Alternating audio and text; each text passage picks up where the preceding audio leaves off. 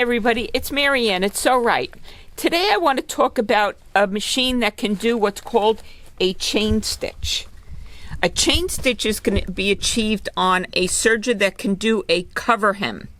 Some machines do strictly cover hem, and then there's machines that do overlock and cover stitch, such as the Baby Lock Accolade. It has multiple functions, more than just cover stitch, but I'm going to talk about the chain stitch. Your chain stitch can be used as a beautiful accent. As a matter of fact, somebody today called me on the phone asking about how to do this, and I thought it'd be great to show you. So here, I'm going to show you how to achieve something like this. But before I do that, I want to show you what a regular chain stitch will do. So I'm going to thread the machine up for a chain stitch only. And in my chain looper, I am putting a purple thread. And then in my needle, I'm going to have this beige thread. And the reason I'm using two different colors is so that you could see the difference between what each one is doing in the machine. And yes, we have jet air threading, so I'm going to connect the tubes on the machine. And I'm going to take this thread. And you would follow your instructions from your quick reference chart as to how to set up your machine for a chain stitch. So I'm going to put this thread in here. And this is going to be for the chain looper. Give it plenty of slack. Push the button. And we're going to check in the drawer. And the thread appears over here. And we're going to leave it alone in there. Now I'm going to do the needle. I'm only doing one needle. So I'm going to do needle number 2. Now the reason I am choosing needle number 2 versus 1 or 3 is that the needle will be in the center of here. So let me just turn this so you see how the needle's going to be in the center versus needle 1 or 3. It's just going to be easier for me to guide my fabric straight. And I'm going to thread my needle number 2. Wait a minute.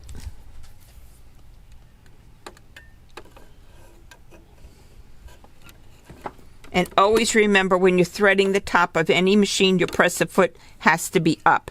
And I always say floss. Come down, go here, go here, go here. And I'm going to thread my needle in number 2. Get a fresh cut. I'm going to put the thread through here. Straight to the back. And because I have my chain thread in here, when you first start to stitch, take a scrap piece of fabric to get it started. And what that will do is it'll allow the chain thread, chain needle thread, to grab the chain looper thread, and then it'll engage. And then from there on, you'll go to your good project. Whenever you're doing a chain stitch or a cover stitch, your needles must start in the fabric. You're not starting out like an overlock. You're starting in the fabric. So now I'm going to push on my pedal. And what you're going to see on top is what looks like a plain, straight stitch. So if you notice here, it looks like a plain, straight stitch. But when we turn it over, we have the chain stitch. And if you notice right here in the beginning, that's why I always say start on a scrap piece of paper, so that now when you continue, you won't have this type of stitch on the wrong side. But what we're going to do is we're going to use a chain stitch as a decorative stitch now. So I'm going to undo my chain looper. I'm going to cut my thread up here. Take this one off. And I'm going to put in this candlelight from YLI. Oh, I love this stuff. Pull my other thread out. And I am going to connect my tubes. Wait a minute. Let me just get rid of my needle pass through. All right, there. We got the single thread. All right. So now I'm going to take my candlelight thread and I'm going to thread my chain looper.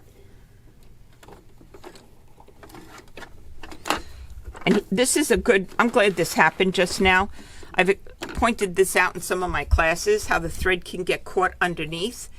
With your serger, you got spool caps that can go on here, and then the spool can rest on it. And I did find in instances, even though I put the cap here and put this down, it still went under the spool and got caught.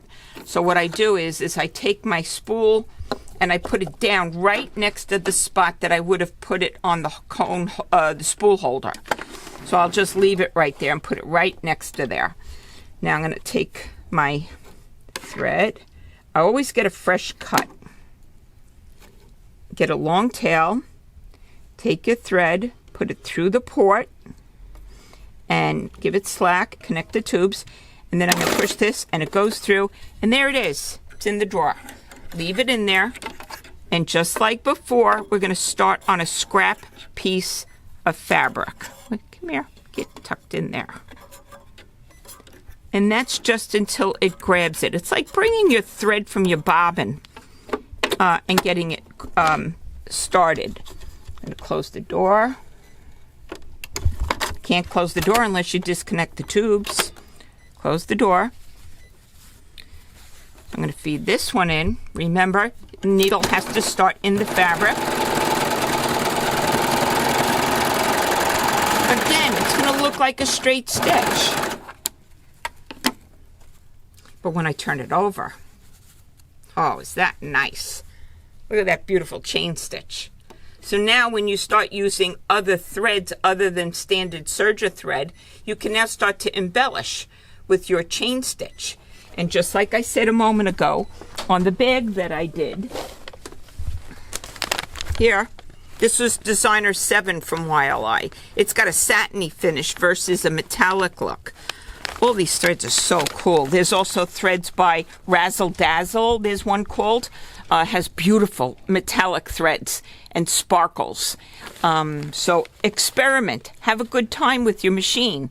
And hope to see you on my next class.